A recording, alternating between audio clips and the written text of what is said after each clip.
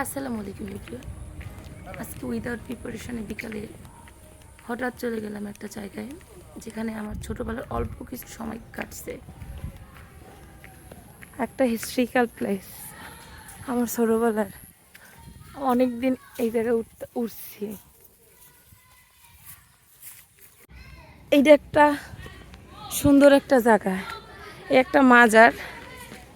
এই জায়গায় আমি আমার অনেক ছোটোবেলা কাটছে। এই জায়গায় মাদ্রাসা উঠছে, তা আগে কিছুই ছিল না। এই সাইডে যে আপনারা বিল্ডিংয়ের মতো দেখলেন, এখানে দুইটা কবর আছে, হাজব্যান্ড ওয়াইফের। এখানকার ঘটনাটা আমার সঠিক মনে নেই, তাইলে হয়তো বলতাম।